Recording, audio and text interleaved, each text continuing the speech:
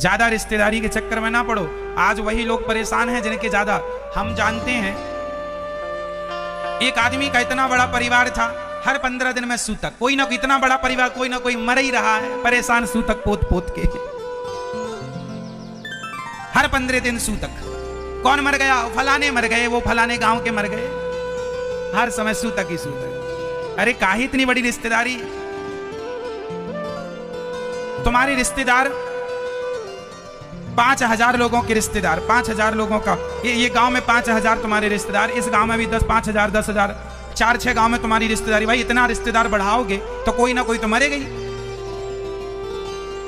और मरेगा तो फिर लो सूतक, धुलते रहो कपड़े दिन भर, सूतक ही पोतते रहो।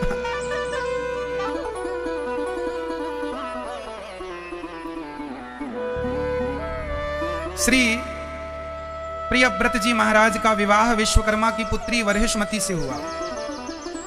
इनके वंश में हुए आग्नेयद्र, फिर नाभि, फिर ऋषभदेव। ऋषभदेव जी के 100 पुत्र हुए, बड़े का नाम भरत जी हुआ। भरत ऋषभदेव जी तो भगवत चिंतन करते, अपने शरीर को पूरा करते हैं।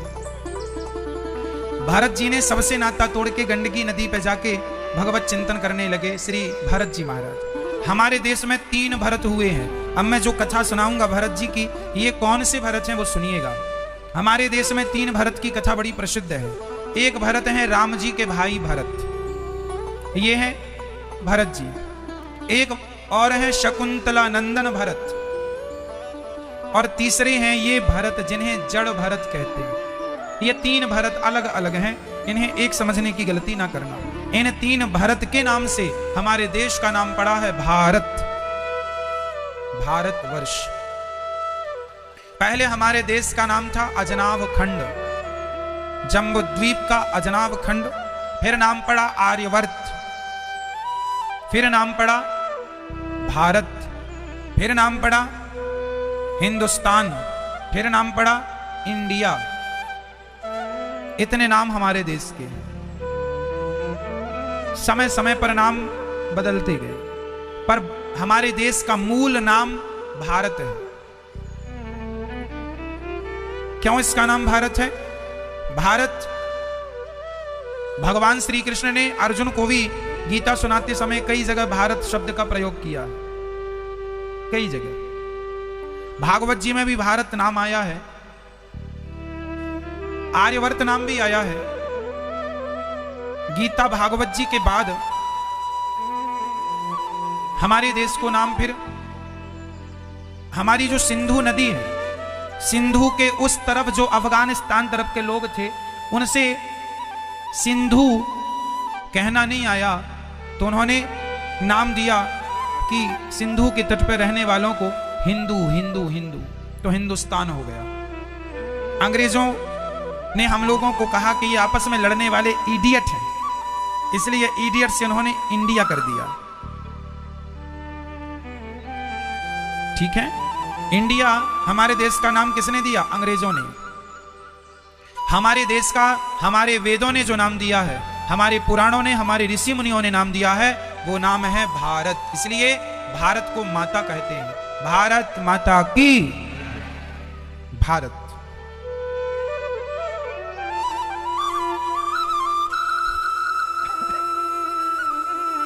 प्रिय भक्तों,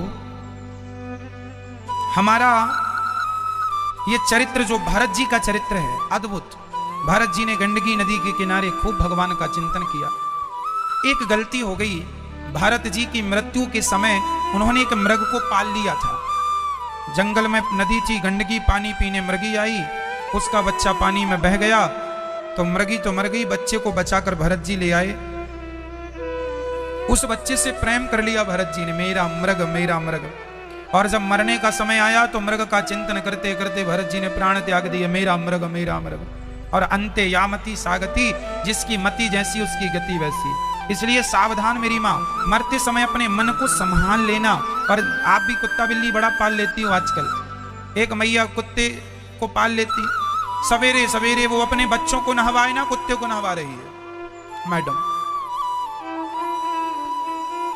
विदेशों में तो फैशन है, बच्चा नीचे रहता उसे गोद में नहीं लेती माँ, कुत्ते को गोद में लेके चलती है। बड़ा फैशन है कुत्ते का। आप लोगों ने भी आजकल यही सीख लिया।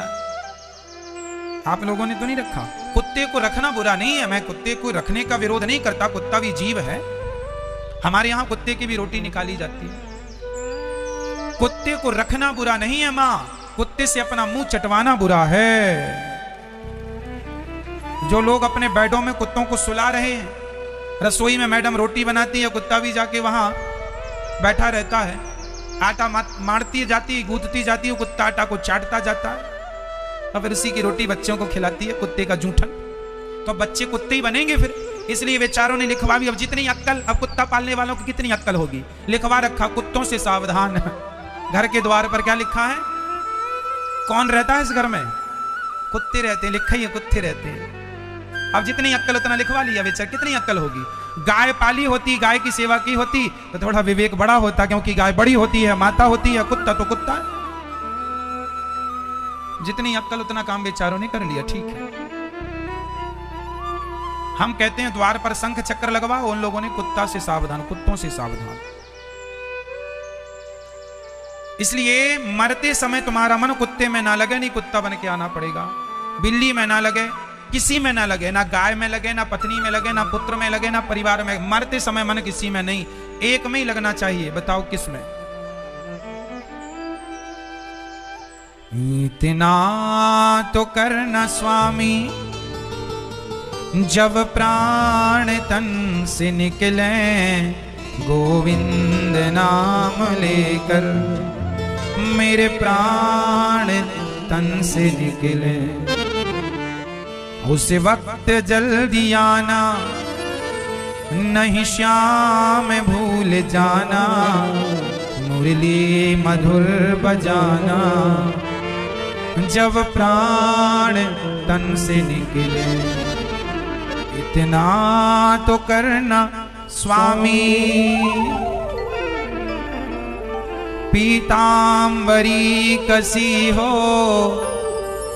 होठों पे कुछ हंसी हो, छवि मन में ये बसी हो, जब प्राण तन से निकले। इतना तो करना स्वामी। भगवान का चिंतन करते करते जीवन पूरा हो, ये खुश नसीबी है। भरत जी मृग का चिंतन करते मर गए। यमराज जी ने कहा आप मृग का चिंतन करते आए हैं, मृग की योनि में डाल दिया। भरत जी ने मृग की योनि छोड़ी, फिर मनुष्य का शरीर मिला। अब भरत जी गलती नहीं करते, कुछ बोलते नहीं, इसलिए नाम पड़ा जड़ भरत। रहुगण को बड़ा दिव्य ज्ञान दिया। जंगल में भद्रकाली ने इनकी रक्षा की, क्योंकि इनकी बलि चढ़ाने के लिए कुछ भीलों ने इन्हें पकड़ लिया। चर्चा बड़ी लंबी है। भद्रकाली ने रक्षा की, रहुगण ने इनकी दिव्य पूजा की, क्योंकि वो जान गया कि ये बड़े ज्ञानी हैं। भरत जी की कथा हमें ये समझाती है।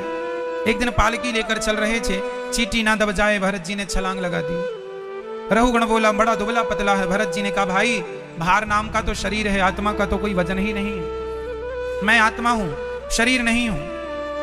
भरत जी के दिव्य ज्ञान से राजा रहुगण बड़ा प्रभावित हुआ। जब हमारी मृत्यु होती है तो हमारा ये शरीर भार होता है। मरने के बाद मुर्दे को ही तो ले जाया जाता है, 4 लोग उठाते हैं। और बहुत वजनदार कोई हुआ तो उठाने वाले भी थोड़ा पसीने छोड़ देते हैं, जल्दी से पीछे पलट पलट कर देखते हैं भाई सब कोई तो आए, थोड़ा धक्का हम सह नहीं पा रहे हैं। कई बार अर्थी ऐसे होने लग जाती है।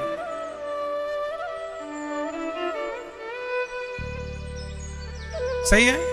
बड़ा आजकल तो बदलने का भी फैशन है, सब लोग हाथ लगवा लेते हैं अर्थी में। पहले ऐसा नहीं था, अर्थी उठाने के लिए बेटा ही आगे आता था। बाप की अर्थी बेटा ही उठाता था और पूरा जाता था, भले बाप कितना भी वजनदार हो। कोई ऑप्शन नहीं था बदलने का। आजकल तो बदल लेते हैं कंधा, कंधे बदल बदल के पहुंचते हैं आजकल। ठीक है, कुल मिला के कहना यह है कि भार शरीर का है, आत्मा का कोई भार नहीं। मरा तो गया कौन? शरीर नहीं गया, आत्मा गई। आत्मा चली गई कहां? आत्मा निकलकर हमारा सूक्ष्म शरीर भी निकलता है। सूक्ष्म शरीर वही है जिससे आपने स्वप्न देखा था। सपने में भी एक शरीर मिलता है ना, उसे सूक्ष्म शरीर कहते हैं। आत्मा निकलती है, सूक्ष्म शरीर में प्रवेश करती है। सीधा यमराज जी के पास जाती है।